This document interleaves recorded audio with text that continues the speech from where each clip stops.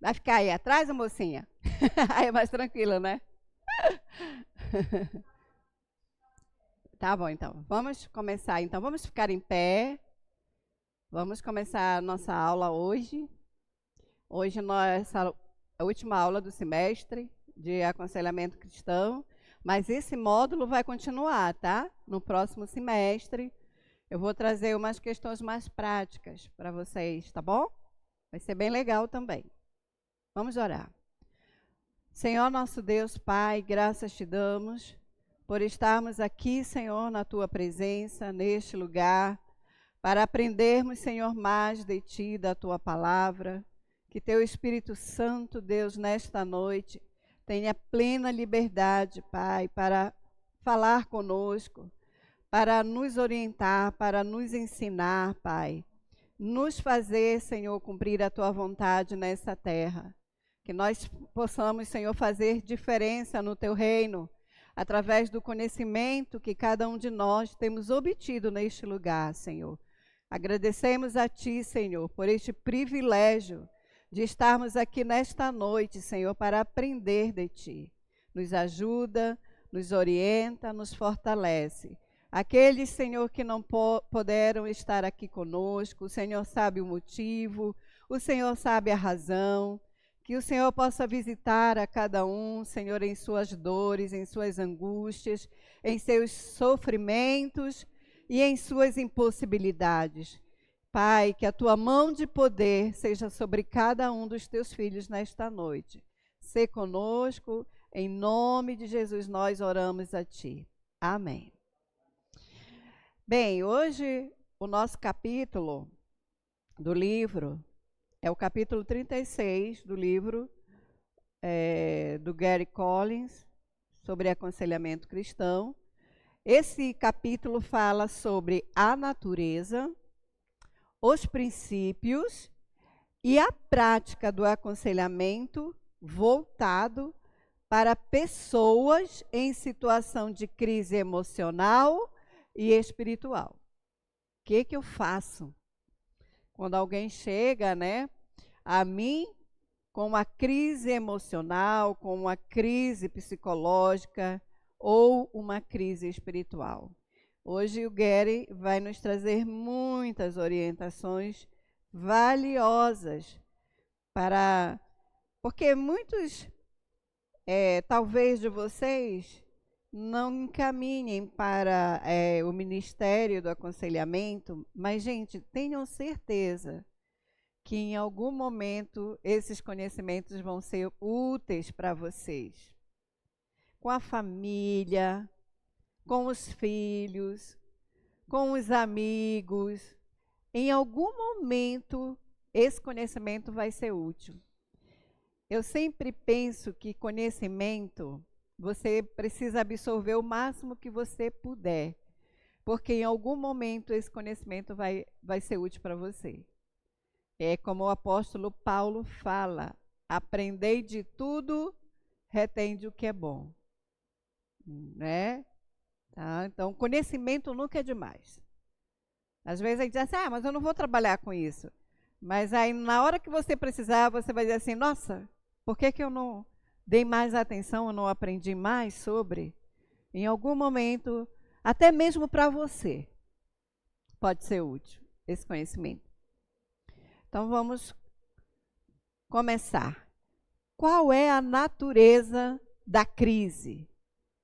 Gary Collins inicia o capítulo definindo crise como um ponto de virada decisivo, um momento de profunda perturbação emocional, psicológica e espiritual, desencadeado por um evento, por uma situação, por um fato, ou apenas uma percepção de um evento que sobrecarrega os mecanismos de enfrentamento, que no livro ele chama de coping, tá? Esses enfrentamentos, eles são habituais, ou seja, usuais, eles são frequentes, fazem parte do nosso dia a dia, tá? De um indivíduo. E aí eu aproveitei e fiz uma pesquisa sobre o que é coping, que eu também fiquei curiosa, né? E aí eu pesquisei que coping, essa palavrinha que está ali entre parênteses, tá? É enfrentamento, ou seja, refere-se ao conjunto de estratégias cognitivas e comportamentais, depois eu vou explicar para vocês essa parte do cognitivo, que as pessoas utilizam para lidar com situações estressantes ou adversas. Por exemplo, vamos pegar uma situação bem recente, que foi aquela tragédia que aconteceu em Rio Bonito.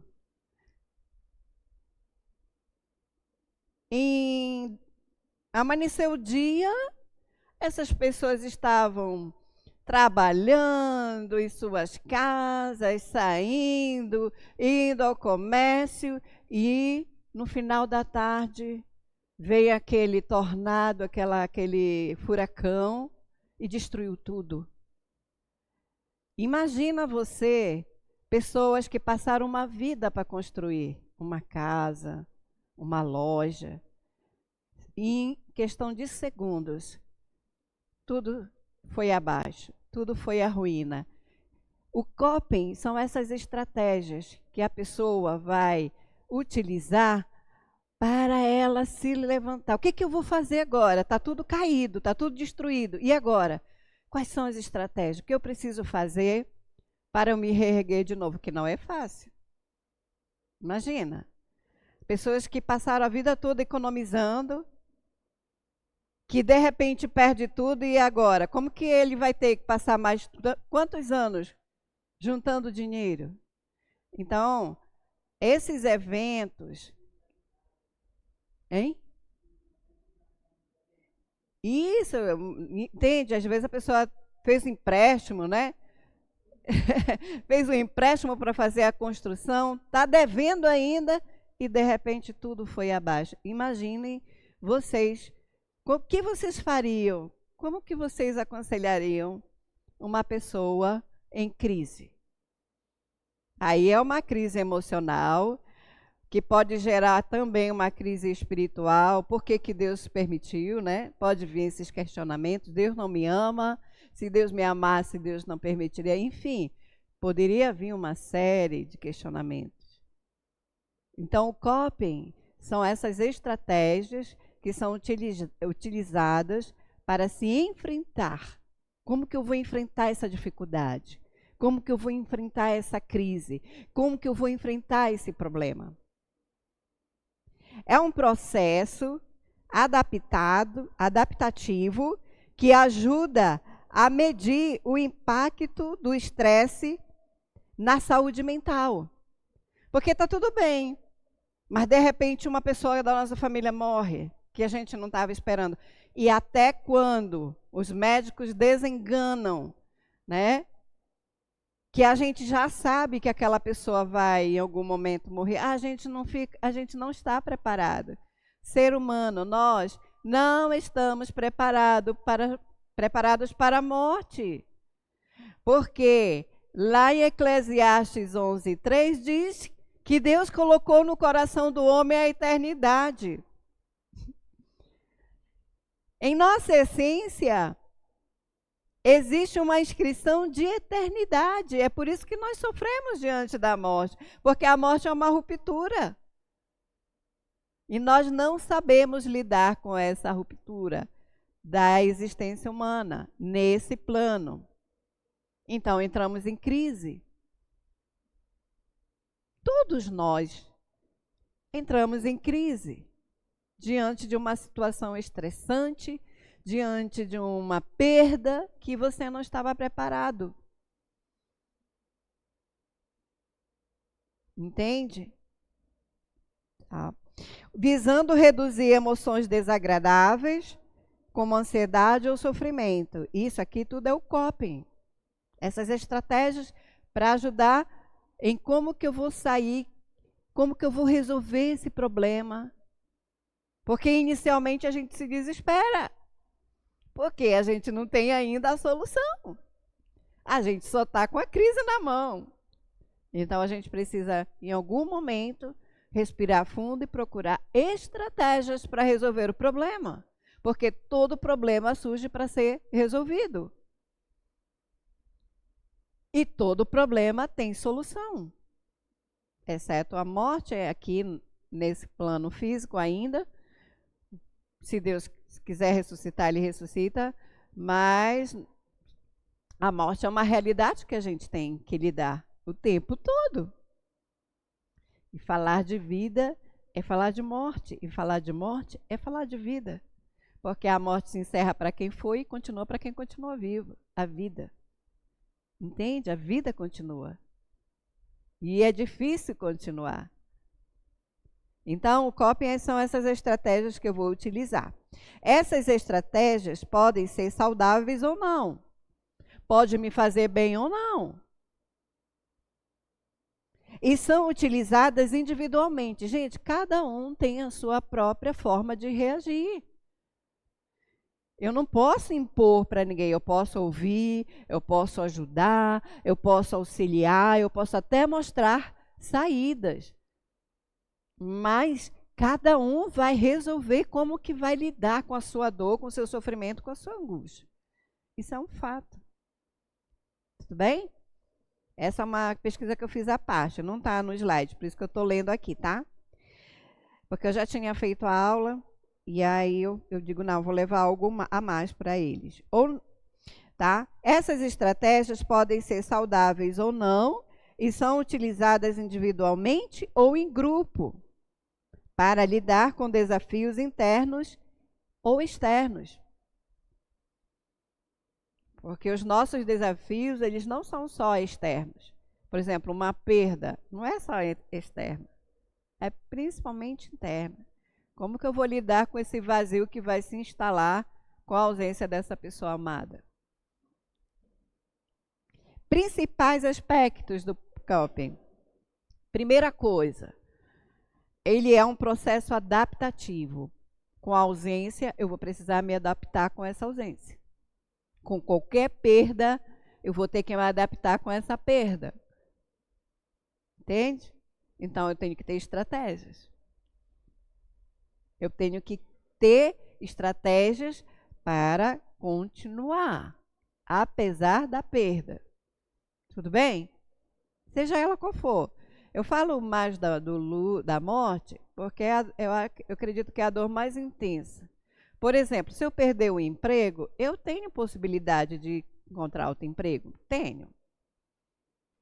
Se eu perder um celular, se o dono do celular veio buscar o celular, que era dele e estava comigo, e ele leva, eu vou conseguir comprar um outro celular. Não vou? Vou. Mas e a vida de uma pessoa querida, amada? Não é? Então, a primeira coisa que eu preciso entender é que o coping é um processo adaptativo, é uma forma de reagir a circunstâncias estressantes para se adaptar e manter o bem-estar psicológico. Porque, diante de uma crise, nós ficamos desequilibrados, óbvio. Nós não somos robôs, nós somos humanos. Nós vamos sentir. Quando uma pessoa está aqui, tranquila, vai ao médico, está sentindo alguma dorzinha, vai ao médico, aí vamos investigar de que é essa dor. Aí lá descobre que essa dor é um câncer. Vai desequilibrar o emocional, essa pessoa vai ficar mal. Ela já vai pensar que ela já vai morrer, ela vai pensar que já não tem mais solução. Vai desequilibrar o nosso psicológico, o nosso emocional. Entende? Porque o nosso cérebro, quando nós fomos formados, o nosso cérebro foi criado por Deus para viver no Éden com coisas boas e perfeitas e maravilhosas. o nosso cérebro, ele foi criado para coisas boas, perfeitas. Ele não sabe lidar com crises. Não sabe. Por isso que precisa de uma adaptação. Espera aí. Deixa eu parar, pensar em alguma forma. Primeiro eu vou sofrer, né? Eu vou sofrer. Primeiro eu vou sofrer. Mas depois eu preciso encontrar estratégias para continuar. Preciso. Com qualidade de vida. Entende? E ele diz aqui, né? A outra coisa são as estratégias cognitivas. Quando ele fala de cognição, ele fala de uma área do nosso cérebro chamada córtex pré-frontal. Essa área aqui, ó, tá? Essa área, ela é responsável pela cognição. O que significa isso, tá? Inclui pensamentos, ou seja, avaliação cognitiva, a capacidade de pensar, de racionalizar, de encontrar uma resposta, de encontrar uma saída, de analisar o problema, ia ver qual que seria a solução mais óbvia para resolver o problema. Isso é cognição. Tudo bem, meninos? Tudo bem? Tá? E ações comportamentais, ou seja, a minha forma de pensar vai me levar a me comportar. Ou eu vou deprimir, eu vou dizer, não estou nem aí, eu quero é sofrer mesmo. Ou eu vou dizer, não, eu preciso reagir e a vida continua e eu estou viva e eu preciso continuar. E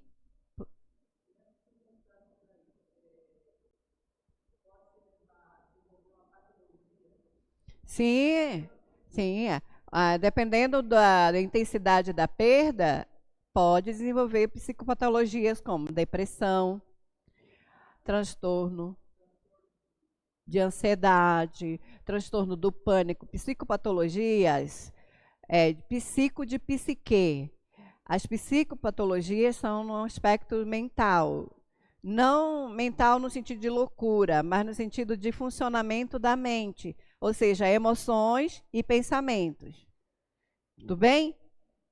Então, diante de uma perda muito significativa, a pessoa pode deprimir, sim, que é uma psicopatologia. Psico, de psique, e patos, de adoecimento, e logia, que é o estudo do adoecimento mental, que são essas doenças, depressão, transtorno, não ansiedade. A ansiedade é comum do ser humano, mas o transtorno, sim, é uma psicopatologia.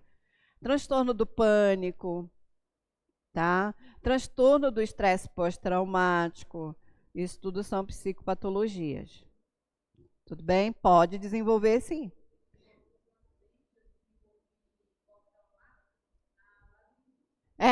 E aí já é além da psicopatologia, somatiza, porque aí quando afeta o corpo, o organismo, já é psicossomático. É algo que tá trazendo sofrimento psicológico e esse sofrimento está afetando o teu corpo, está adoecendo o corpo.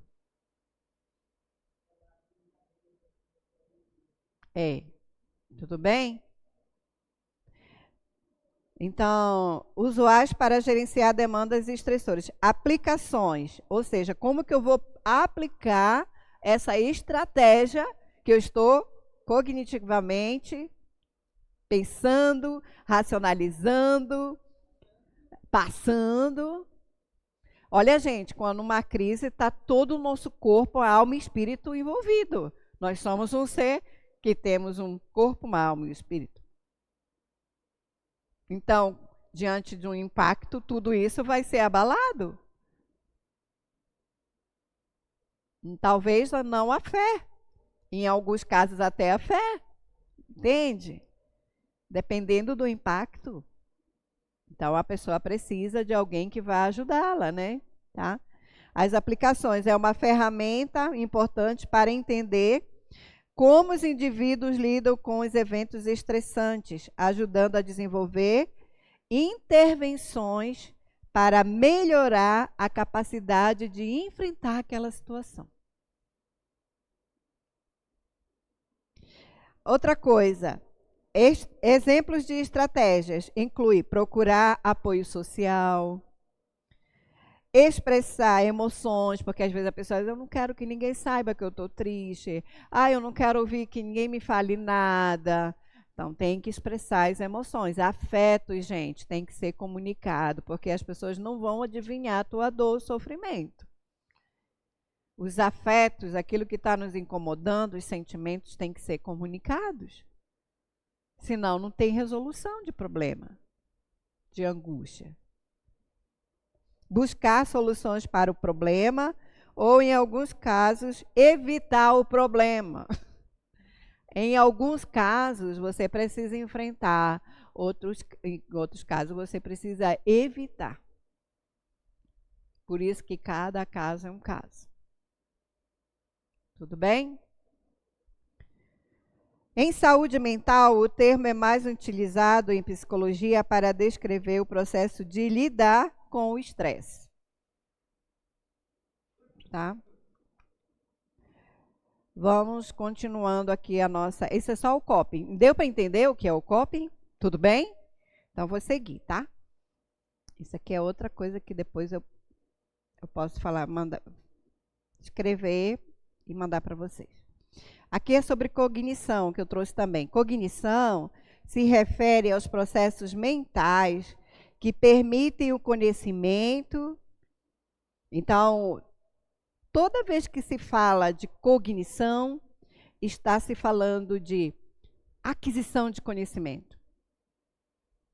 E para você adquirir conhecimento, muitas vezes, você precisa compreender certo assunto. Isso tudo é cognição, essa capacidade que nós temos de aprender para agir. Então, olha só, a compreensão e o processamento, como que nós processamos as informações e como que nós vamos utilizar essas informações ao nosso favor. Esse é o nosso aspecto cognitivo que está envolvido. Tem a ver com aprendizagem, raciocínio, analisar uma forma, tem um prego ali na parede. O que eu preciso fazer para tirar o prego da parede? Eu preciso de um martelo. Sei lá, eu não sei, não entendo muito, mas de alguma coisa eu preciso de uma estratégia, eu preciso de ferramentas e para tirar o prego de lá e depois como que eu vou tampar aquele buraquinho lá para não ficar feia a parede? É isso o aspecto cognitivo, essa capacidade de analisar, de achar uma solução, isso é cognição. Quando você vem ao culto e você aprende uma nova mensagem, um novo texto da Bíblia, é o teu aspecto cognitivo que está em ação. Tá certo? Tá? Processar as informações, como pensar. Peraí, deixa eu pensar aqui. Cognição. Tá? Aprender, lembrar e perceber. Tudo isso, a nossa cognição está em movimento. Nós somos um ser que estamos todo o tempo em movimento. Ainda que estejamos parados, isso aqui não para, ó. Por isso que na ansiedade, a gente precisa mandar uma mensagem, porque o cérebro está... E se eu sair daqui e o borre ali me... Não para. Então, eu preciso dar uma informação, eu preciso acalmar o cérebro. E um dos exercícios melhores é a respiração. Mas não é essa respiração. Respira fundo. Isso não é respiração. Respiração certa é aqui, ó, diafragmática.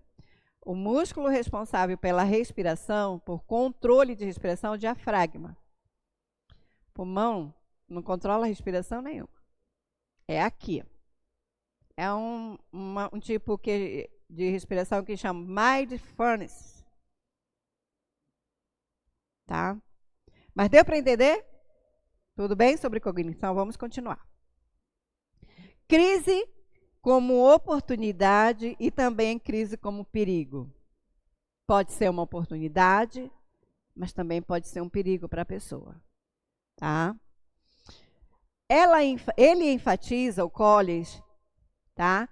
O duplo significado da palavra crise no ideograma chinês. Se vocês quiserem, depois eu mando. O ideograma chinês são aqueles códigos, igual como tem os japoneses, aquelas letras, não tem o chinês? Aquilo é o ideograma. Aquilo é como se fosse... A pessoa tem que conhecer para poder ler em chinês. Como se fosse o nosso alfabeto. O código para leitura, para entender a escrita, é o ideograma chinês, tá? Que representa tanto perigo, no ideograma chinês, crise, pode significar tanto perigo quanto uma oportunidade. Uma crise pode levar a uma desorganização e a um agravamento do problema. Mas também pode ser uma janela única para crescimento, para amadurecer. O sofrimento, ele nos leva a amadurecer. Tem gente que nem com sofrimento amadurece, é um fato. Mas o sofrimento, ele nos leva a amadurecer. As crises, os problemas, as dificuldades, pessoas que dizem assim, eu não passo problema, eu não passo crise. São pessoas que não têm experiências, que possam um dia dar uma palavra de conselho, ou ela vai considerar um insignificante aquela dor, porque ela não sabe o que é crise, ela não sabe o que é sofrimento, ela não sabe o que é dor. Quando nós passamos por situações difíceis, nós temos mais condições de sermos empáticos do que uma pessoa que não passou. Tá bom? Mudança pode ser uma janela única para crescimento, mudança positiva e principalmente dependência de Deus. Se manejada adequadamente essa crise. Lembrem que ele está falando de crise, de problema, de conflito, de dificuldade. Quais são as causas comuns de crise? Eventos como o luto repentino. O luto, gente, é a dor da perda. E a grande questão é, o que é que eu perco com essa perda? A gente vai estudar isso no próximo semestre. Se eu fosse vocês, não perderia. Tem muita coisa boa sobre luto que nós vamos estudar no próximo semestre. Não vou falar muito, senão vocês não vão vir no próximo semestre. Eventos como luto repentino, ou seja, uma dor de uma perda que você não estava esperando. É muito mais difícil. É muito mais difícil. Como que essa pessoa... Eu vou contar um caso recente, fez um mês agora, essa semana. O pai de duas amigas das minhas filhas em Belém, ele saiu da casa dele e na estrada ele sofreu um acidente que o carro dele ficou assim todo... Parece uma bola, gente. Ele morreu na hora. Imagina. Vocês têm noção? Isso é um luto repentino. O homem não estava doente, saudável. O seu caso, né, irmão Valdir? O irmão do irmão Valdir. Entendeu? Em um mês. Em um mês descobriu que estava com leucemia. Foi assim, muito rápido, o irmão do irmão. Era daqui da igreja. Você está entendendo? Esse luto repentino é uma crise, né? É uma crise que se instala. É difícil, né? Difícil. Nós não estamos preparados para nenhum tipo de crise. Não estamos. É. O senhor está ainda, né? Está bem recente, está ainda em luto, em fase de adaptação com a ausência. Entende? Não, é difícil. Porque a questão é que.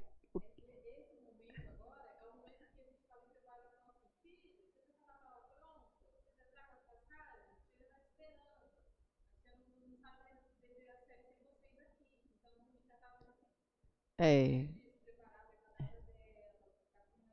Isso.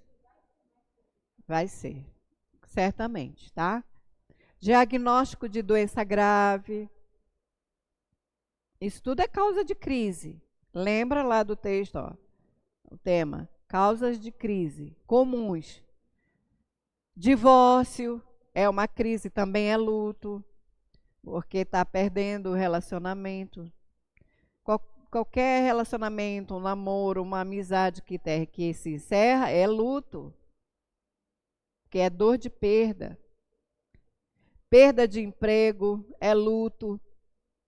Só que no caso do emprego, você se recupera, vai atrás de outro. Entendeu?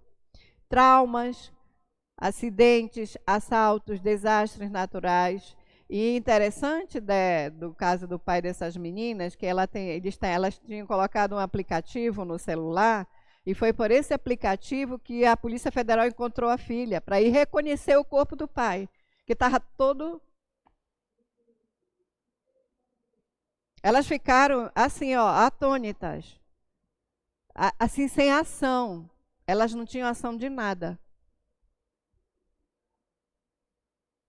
De nada, gente. Elas ficaram medicadas o velório todo, o enterro todo. Mas elas tiveram uma saída impressionante. Elas continuaram fazendo o negócio dele. Ele foi enterrado na sexta. No sábado, eles estavam lá trabalhando no estabelecimento que foi o sonho da vida dele. Estava todo mundo trabalhando. Todo mundo na fazenda, no final de semana, cuidando daquilo que era importante para ele. Olha que saída. Em vez de deprimir, ficar dentro de casa, elas resolveram trabalhar. Honrar. Não, vamos honrar aquilo que o nosso pai conquistou. Elas estão sofrendo, obviamente. Elas estão sofrendo muito, que elas dizem que não sabem como estão dando conta. Porque esse pai era, nossa, o pai delas era um pai maravilhoso. Era. Imagina. Novo, 59 anos. Novo, 59 anos. Homem novo. Imagina. Difícil, tá? Assaltos, que gera crise de pânico. Desastres naturais, como o que aconteceu em Rio Bonito. Isso tudo causa traumas. Ninguém está preparado. Ninguém está. E até mesmo transições normais da vida. Por exemplo, uma aposentadoria. A pessoa agora não vai mais trabalhar. Ela entra em crise.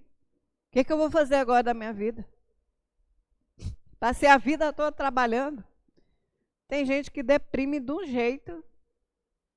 Tem gente que compra logo um sítiozinho e vai plantar, roçar. Né? Tem gente que. Tem pessoa que se aposenta e vai de novo trabalhar, porque não aguenta. Gente, não aguenta. É crise, tá? Esses pontos, uma mudança de uma casa, de um bairro, de uma situação, de uma vida mais estável para uma vida um pouco menos estável. E, gente, tudo isso gera crise. E tudo isso são coisas comuns da vida. Fora outras coisas que nem estão aqui. Perdas súbitas, luto, divórcio, perda de emprego, saúde, diagnóstico de doença grave, que ele só fez um apanhado, traumas, acidentes, assaltos, desastres naturais e transições, tá? Que ele fez só um resumozinho. Depois eu mando lá no grupo, tá, gente? O slide para vocês. Fiquem tranquilos. Quais são as características distintivas do aconselhamento de crise? Qual lhes diferencia o aconselhamento de crise da terapia de longo prazo, que é a terapia feita pelos psicólogos? O psicólogo vai trabalhar muito mais tempo com uma pessoa. No aconselhamento de crise, não, são coisas, situações pontuais, ajudas pontuais com a pessoa. Tá? É um pouco diferente de terapia. Porque o psicólogo não vai buscar, qual foi a sua história e tal, como foi sua infância. Não, não vai. No aconselhamento de crise é o que está acontecendo, é a situação que se apresenta. Tudo bem? Então, ele diz assim, ó, ela é imediato, no sentido de que a intervenção deve ser rápida, assim que possível, após o evento. Não vamos esperar a pessoa passar uma semana, um mês, 2 meses para depois ir lá. Não, é naquele momento que ela está em crise. É no momento da perda. É no momento da dificuldade. É naquele momento que ela está precisando. É nesse momento que o aconselhamento vai lá com ela. Ou ela vem até o aconselhamento, dependendo da possibilidade dela vir à igreja. Tá? Porque, por exemplo, diferente da psicologia, o psicólogo não vai na casa da pessoa, mas o conselheiro pode visitar a pessoa na casa dela. Pode visitar no hospital. Já o psicólogo não, essa parte já não pode. Entende? Qual a segunda característica? Ele é ativo e é direto. O conselheiro assume um papel mais proativo, oferecendo suporte, informação e direção. Escuta a pessoa, analisa a situação e faz a intervenção. Não espera, não. Agora ele tem que saber essa intervenção, né? Fazer essa intervenção, senão, em vez dele ajudar, ele pode complicar mais o quadro da pessoa. Mas é emergencial. Diferentemente de abordagens que são mais reflexivas. Vamos lá. Outra característica distintiva, o aconselhamento de crise, ele é focado no presente, ele não vai buscar a história da pessoa, tá? O foco está no evento que precipitou, esse evento precipitante atual, e nas suas consequências imediatas. O que é que essa perda está, de que forma essa perda está afetando? É isso que o conselheiro vai trabalhar com a pessoa. De que forma você está sofrendo? Como que isso está te afetando? Está tirando teu sono? Né? Está tirando tua paz? Está tirando teu sossego? Está fazendo você ficar nervoso? É emergencial. Tá? Presente. Não em explorar profundamente o passado. É de curta duração. Um aconselhamento não precisa durar 1 mês, 2 meses, 3 meses, a menos que haja necessidade. Mas ele tem pouca duração. A pessoa melhorou, ela entendeu, ela consegue já caminhar, pronto. Está feito o trabalho do conselheiro, entende? Ele só vai ajudar a pessoa, nesse momento de crise, a continuar. Agora, se a pessoa quer continuar um trabalho de terapia, ele pode encaminhar. Se ele souber trabalhar com escuta psicológica, ele pode trabalhar. Se não, ele tem que encaminhar.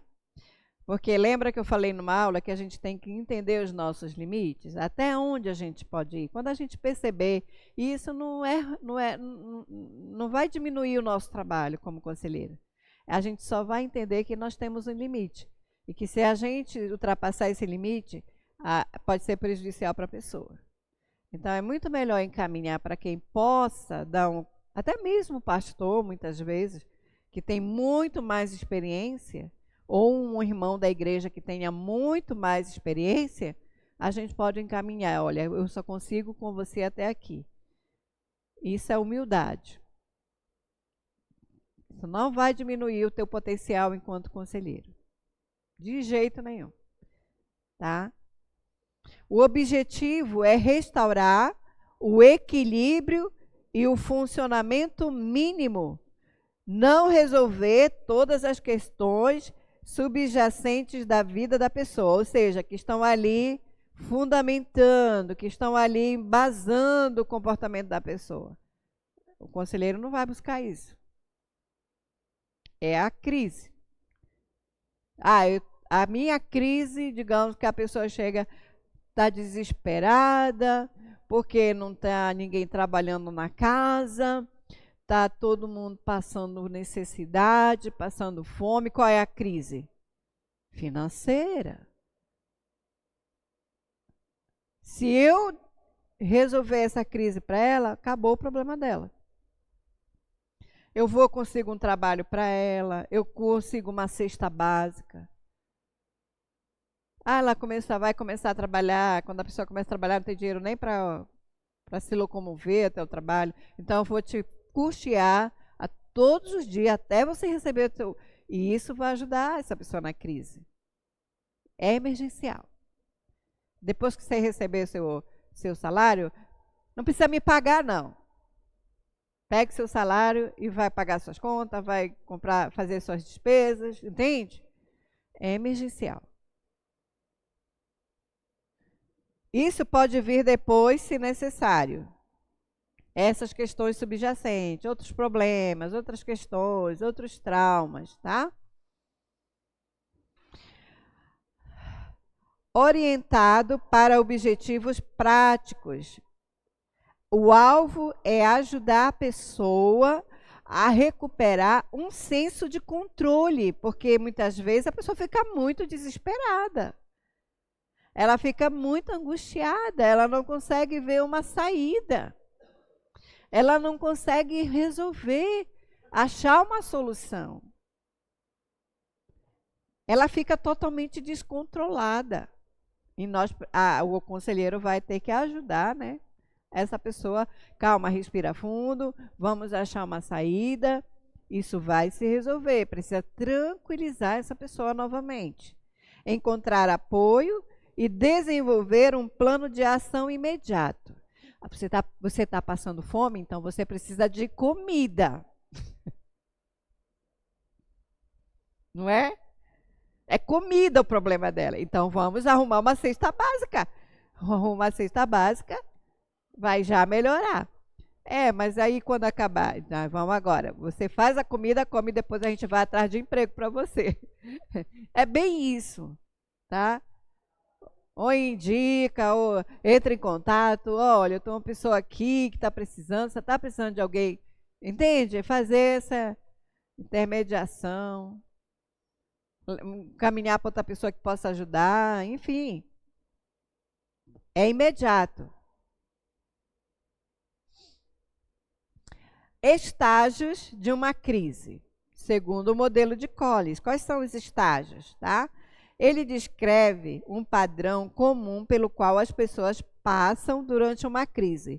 Quais são os padrões? Quais são os processos? Primeiro, a pessoa sente o impacto da perda. Pá! Cadê meu celular? O dono levou. Ele veio buscar. Uma pessoa que leva o impacto de uma perda de um ser querido, como essas moças, né? E, assim, além de perder alguém muito querido, da forma que foi.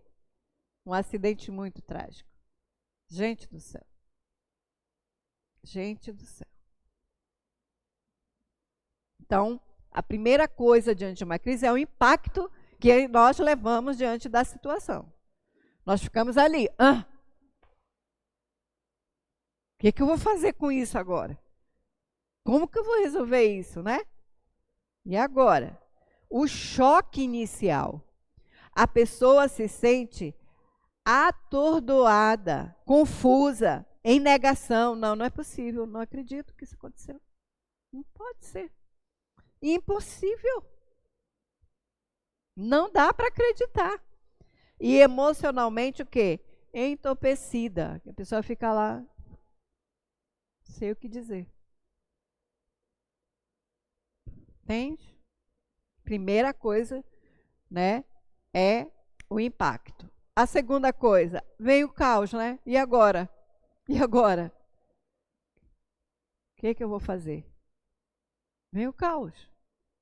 Vem a angústia. À medida que o choque passa, a realidade se instala. E agora? Como que eu vou fazer para resolver isso? Imagina aquelas pessoas em Rio Bonito, depois de tudo destruído, e agora? Eu vi um vídeo que, meu Deus do céu, a garota com a mãe. A menina gritava tanto. Mãe, eu não acredito, mãe! Ai, a menina gritava, meu Deus do céu. A nossa casa! Gente do céu. Pessoas ficavam assim, ó. Desesperançadas. Entende? Então o caos está instalado, trazendo sentimentos intensos de ansiedade, pânico, desespero, culpa, raiva e desorganização. Os recursos internos parecem o quê? Insuficientes. Não vou dar conta.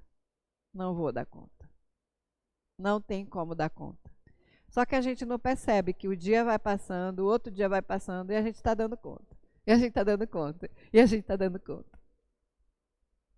Porque diante da crise, quando o caos se instala, a gente só precisa viver cada dia de uma vez.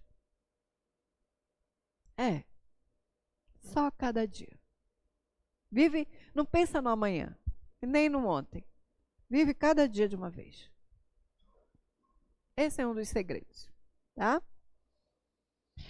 Adaptação e recuperação. Veja bem, são os estágios. Primeiro o impacto, o caos, o desespero e agora? Agora eu tenho que me adaptar. Não tem mais a casa, não tem mais a pessoa querida e agora eu tenho que me adaptar. É fácil? Claro que não. Mas eu tenho que me adaptar. Eu preciso me adaptar. Eu lembro que quando a minha mãe morreu em 2013, e meu pai morreu logo no ano seguinte, 2014. E o maior sonho dos meus pais era me ver formando na faculdade. E quando meu pai morreu em 2014 e a minha mãe em 2013, eu me formei em 2016. Só que eu estava em luto ainda e eu desisti. Eu não queria fazer o TCC porque eu pensava assim: o sonho do meu pai e da minha mãe era me ver formada. Então, para mim não faz mais sentido eu me formar porque eles não estão aqui para ver que eu vou me formar. E eu sentava assim para escrever meu TCC, eu não conseguia escrever nada. E aí eu fui fazer terapia, né? Porque os alunos da universidade têm direito a fazer terapia dentro da universidade. Eu fui fazer. E lá na terapia, né, veio esse entendimento. Mas se para eles o mais importante era que eu me formasse, eu não posso desistir de me formar, porque a única forma que eu tenho de honrar meus pais é eu me formar. Aí eu corri com o TCC. Mas diante da crise, da dor, da perda, eu queria desistir. É sobre isso, gente. É sobre isso. E eu tive que me adaptar. Eu ainda hoje, de vez em quando eu tenho alguns problemas, eu choro com saudade dos meus pais, porque eu digo, se meu pai e minha mãe estivessem aqui, seria muito mais fácil. Mas eu preciso continuar, apesar deles não estarem. É sobre isso. Tudo bem? É sobre isso. E você vai precisar ajudar pessoas a ter que continuar apesar da perda. Tá bom? Opa, deixa eu voltar aqui um instante. O quarto é o equilíbrio. ou a reorganização. A pessoa vai aos poucos se reorganizando, continuando, né, as suas atividades, apesar dessa dor que está ali matando. Um novo estado de equilíbrio é alcançado, que pode ser até mais saudável e resiliente do que o anterior, ou seja, o crescimento pós-trauma. Tá bom? Quais são as metas e estratégias do conselheiro cristão, segundo Collins, tá? Ele diz assim: Collins apresenta um roteiro prático para o conselheiro. Primeiro, a primeira coisa, a gente já até falou bastante, eu acho que teve 2 aulas que a gente já citou, é estabelecer rapport e ouvir com empatia. Essa é a primeira, tá, atitude do conselheiro diante de uma pessoa em crise. Não vai dizer para ele, me dê de bobagem, daqui a pouco tu supera tudo isso daí. Pelo amor de Deus. Isso é coisa de fraco. Faça isso. Tá? Não faça isso. Né? Você vai matar a pessoa. Ela não vai mais querer olhar na tua cara. Criar um ambiente seguro e de confiança é primordial. A pessoa precisa se sentir acolhida por você, por mim. Se ela não se sentir acolhida, se ela não se sentir segura, ela não volta. Ela não continua. Ouvir atentamente a história sem julgamentos, tá? Nada de julgar a pessoa. Isso não significa... Oi? Sim, já. Entendeu? Então, assim, isso não significa, não julgar, não significa que você está concordando com o erro dela. É a mesma história da mulher da adúltera. Jesus concordou com o adultério dela? Óbvio que não, mas ele julgou e condenou? Não. Mas ele disse no final o quê? Vai, não peques mais. Ó, isso aí que você fez não é certo, não. Tá? Então, não julgar não é, gente, concordar com o erro da pessoa. Não é. Em caso de pecado, né? Que não é perda. Por isso que cada caso é um caso, tá? Validando os sentimentos da pessoa, tá? É normal dizer para ela, é normal você sentir assim, você perdeu uma pessoa muito amada e querida, então é normal que você esteja desanimada. É normal que você esteja depressiva.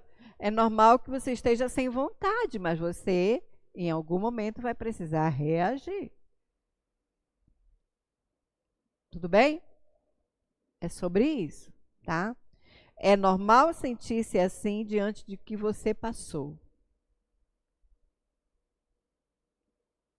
É validar o sofrimento dela para poder alcançar a confiança dela, para poder ajudar essa pessoa a sair dessa angústia, desse sofrimento.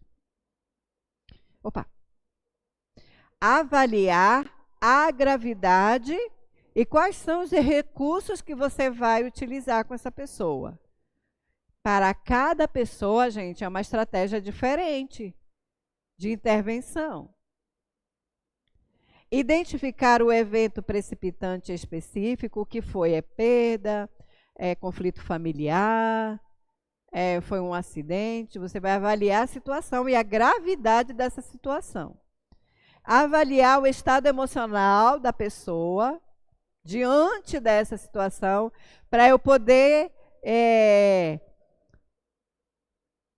até decidir quais são as palavras que eu vou utilizar, o cuidado com esse sofrimento dela. O que eu vou falar? Como que eu vou abordar isso?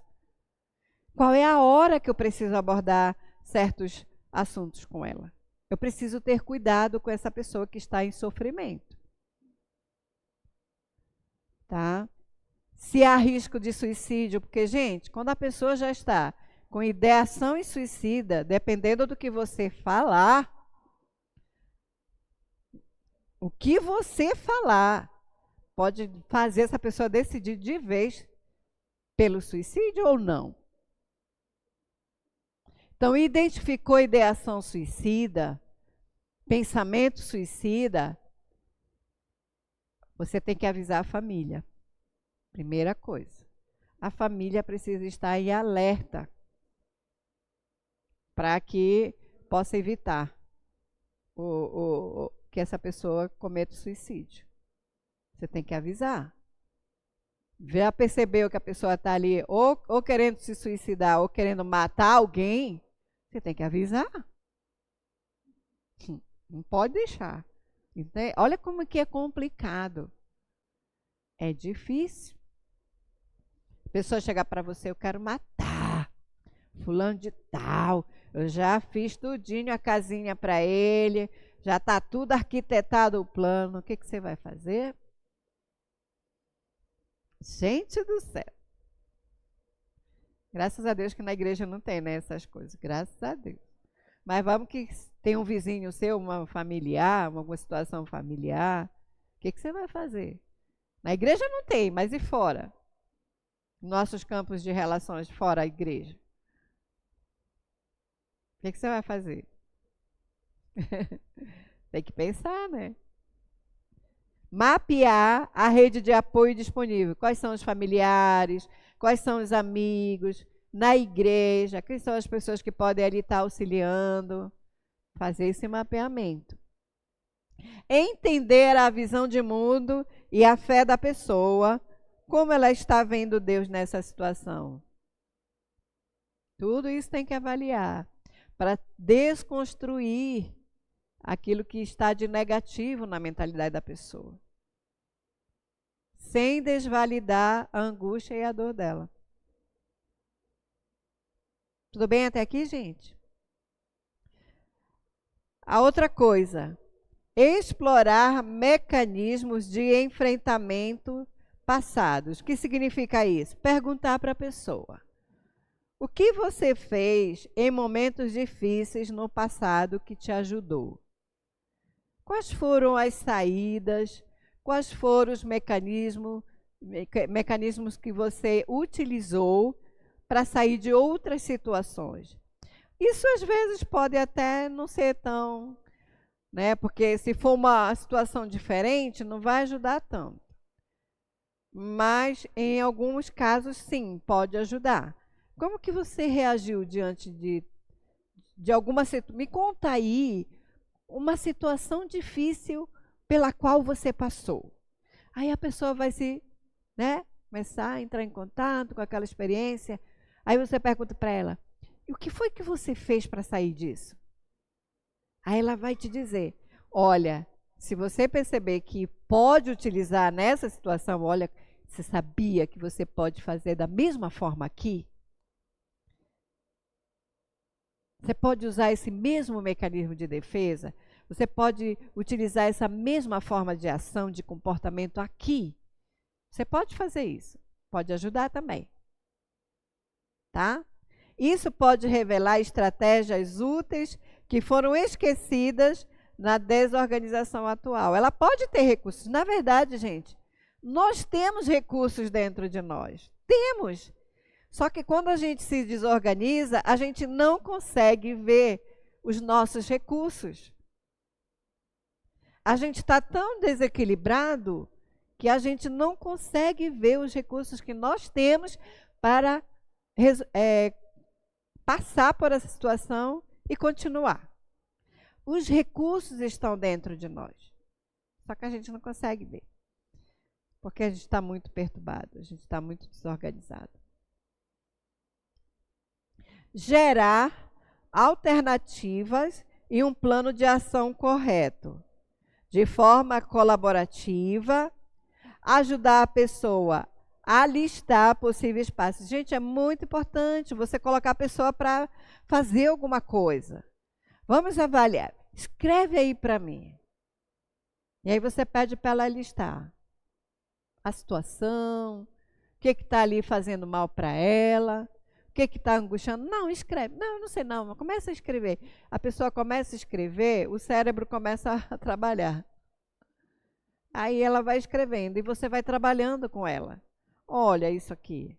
Como é que a gente pode resolver isso aqui? Pensa aqui comigo. Você coloca ela para ativar a cognição dela junto com você. Não ser somente passiva, mas ela também ser ativa na busca de solução da própria crise dela. E aí você que está aqui de fora, você começa a ter, já sei, fazer isso, fazer dessa forma, entende? Passos, por menores que sejam, ligar para um familiar, marcar uma consulta médica. Às vezes a pessoa fica tão desorientada que ela não consegue ligar para marcar uma consulta. Então, se você pode, vai lá e ajuda a pessoa. Não, eu vou resolver para você. Você tem como ir? Você quer que eu pague o Uber para você? Me dá teu número de telefone, quando você terminar a consulta, me liga que eu mando o Uber lá te buscar de novo. Dá um suporte para a pessoa, uma tranquilidade para ela poder, naquele momento de crise, resolver seu problema. Descansar e se alimentar. Você já almoçou? Não, não quero comer. Não, vamos comer um pouquinho. Eu vou ficar aqui com você. Enquanto você come, a gente vai conversando. Como que isso traz alívio? Isso é acolhimento. Tá? O plano deve ser realista, específico e focado no imediato, naquela situação que se apresenta. Integrar a fé de maneira sensível e prática da pessoa. Não usar clichês piedosos como Deus não dá fardo maior que você possa carregar. Mas não está escrito lá em 1 Coríntios? Tá. Você vai dizer para ela, Deus te deu esse fardo porque você pode carregar.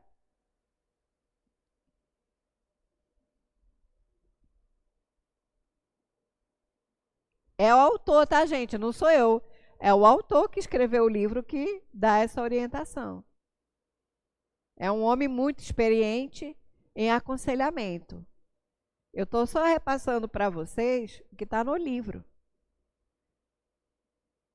Tudo bem?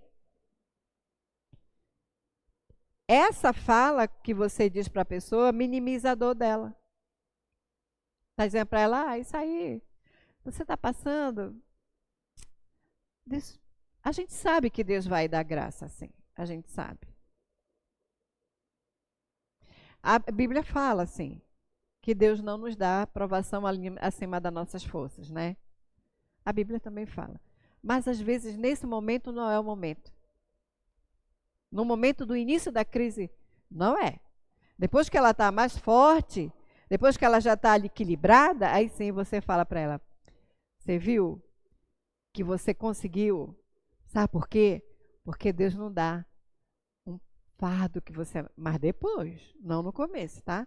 Entende qual é a diferença? Não é no começo, porque aí ela já está... a pessoa acabou de acabar um relacionamento e você diz para ela, não, Deus tem coisa melhor para você. Não fale isso. Deus tem coisa melhor para você. Ela está com luto, com dor da pessoa que ela perdeu porque, sei lá, traiu, foi com outra. E você diz assim, não, Deus tem coisa melhor para você. Não, não faça isso. Acolhe a pessoa na dor dela, na angústia. Quando ela estiver mais forte, sim. Aí quando ela já estiver forte, sorrindo, aí, não te preocupa não. Deus agora tem uma coisa melhor para você. Mas não no começo da crise. Tá? Você só precisa oferecer presença. Às vezes a gente acha, gente, que a gente precisa falar muito. Principalmente em velório, né?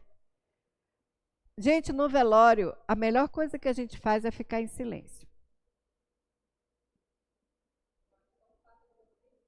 Só o fato de você estar já é suficiente. Às vezes a pessoa começa a falar um monte de asneira, de besteira. Misericórdia. Tipo, não chora. Menina, não chora. Ela está lá no céu, seu pai está no céu, o fulano está no céu, mas a pessoa não queria que ele estivesse no céu, ele queria que estivesse aqui.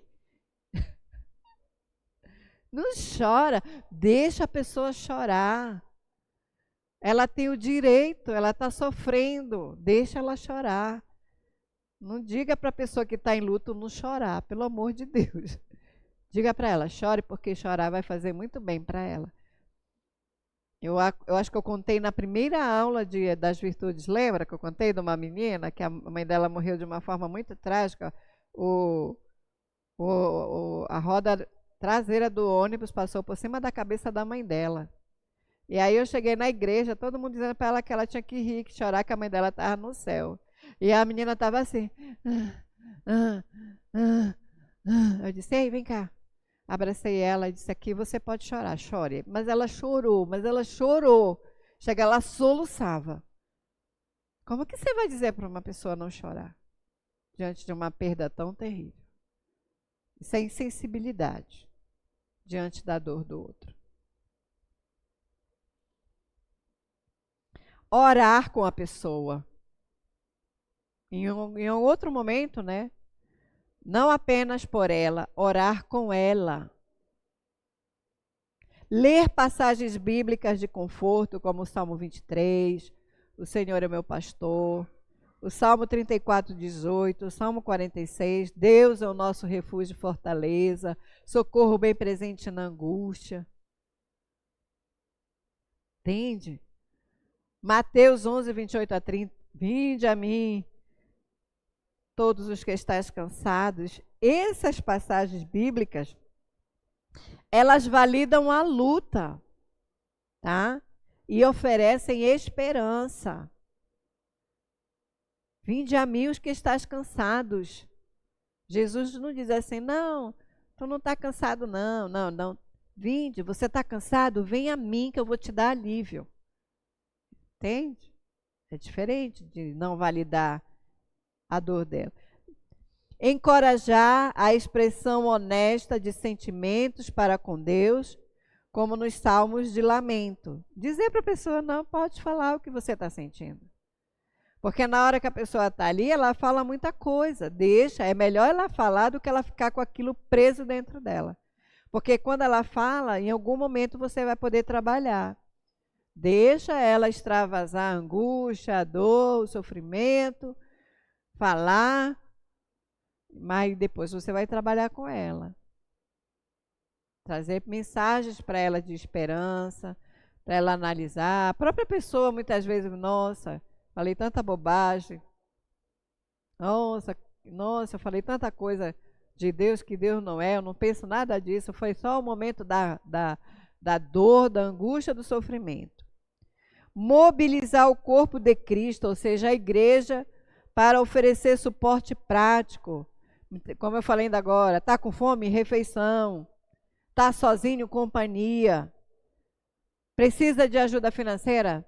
A igreja precisa mobilizar. No momento da necessidade, precisa mobilizar. Tá? Encaminhar quando necessário. A gente também já falou, né, sobre isso. Eu entender os meus limites e eu perceber que a pessoa precisa de uma ajuda muito mais profissional, eu reconhecer. Reconhecer os limites do conselheiro. Se houver indícios de psicopatologia, que foi o que a Maria Rosa falou ainda agora, grave, como depressão profunda, psicose, quadros de esquizofrenia, tá? Isso tem também psicopatologia, tá, gente? Quando a gente percebe que há risco iminente para a pessoa, dela voltar a agressividade contra ela, tá? É essencial encaminhar para um psiquiatra, um médico, um psicólogo. Porque quando a gente percebe que os nossos recursos não estão dando conta para ajudar aquela pessoa, a gente tem que ser humilde e reconhecer. O pastor, Porque se o pastor vê também que ele não pode, ele também vai encaminhar, tá? É essencial encaminhar para um psiquiatra, psicólogo ou profissional, ou até, e principalmente o pastor, no caso de pessoas da igreja. Porque aí, se o pastor perceber que não pode, ele vai encaminhar também. A importância do cuidador. Colles enfatiza, finaliza, aliás, alertando para o cuidado com o cuidador. Quem cuida, gente, precisa de cuidado também. Precisa de supervisão. Precisa de levar esse problema que é da pessoa, que você não sabe, que está te angustiando. Precisa de alguém mais experiente para te dar suporte também. Ele finaliza alertando para o cuidado com o cuidador. Trabalhar com crises é desgastante emocionalmente. O conselheiro precisa ter sua própria vida espiritual e emocional equilibrada, senão ele vai, né, se misturar ali com a crise da pessoa. Contar com supervisão e apoio e saber descansar para não sofrer com o desgaste por compaixão. Então, a gente tem que ter limite também. A gente tem que ter supervisão. A gente tem que procurar ajuda. A gente tem que procurar escuta também. Tudo bem? Conclusão do capítulo, tá? O capítulo 36 de Aconselhamento Cristão apresenta um guia prático, compassivo e teologicamente integrado para um dos ministérios mais urgentes e impactantes, ou seja, ajudar pessoas em seu momento de maior fragilidade. Uma pessoa em crise está frágil, está fragilizada. A fé dela está fragilizada. As emoções dela nem se fala. O estado psicológico dela, muito mais. O organismo, né, quando somatiza, também. Tá, gente? O aconselhamento de crise não é sobre ter todas as respostas. Nem sempre, gente, nós vamos ter. Nós não temos solução para tudo. Mas sobre oferecer presença calma. Tranquilizar a pessoa. Olha, a gente não tem uma solução aqui ainda, mas eu estou aqui com você. Nós vamos achar uma solução juntos. Tudo bem? Esperança, prática e um ponto de luz que guie a pessoa do caos em direção à recuperação. Lembre sempre, é processo. Ainda que é emergencial, muitas vezes você vai precisar de mais um encontro, ou 2 encontros, ou até 3 encontros, não importa. Mas é para tratar aquela crise que está se apresentando no momento. Apontando em última instância para o Deus que é o Pai das misericórdias e o Deus de toda a consolação. Sempre a gente vai, no final desse aconselhamento, porque no começo a pessoa está na crise. Então, a pessoa em crise, a fé dela está abalada. Então, você vai precisar ajudar essa pessoa a se reorganizar. Tudo bem? E depois você mostra para ela que a fé, ela não sumiu dela. A fé está dentro dela. Até pessoas quando estão com depressão, que as pessoas dizem que ela não tem mais fé, a fé está dentro dela. Só que está embargada. Está aí pela angústia, pela dor, pelo sofrimento. Mas na hora que sai essa angústia, essa dor, esse sofrimento, a fé, que está lá dentro dela. Não está longe, não. Está fora. Ela não perdeu a fé. Ela só está doente nas emoções dela. Só isso. Na hora que a doença se resolve, a fé está lá. A pessoa continua firme. Ela só está abalada.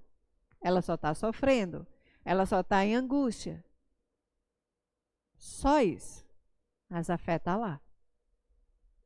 Dentro dela. Tudo bem? Então, a gente encerra a aula aqui. Vocês têm alguma pergunta? Amém, né, irmão Jaime?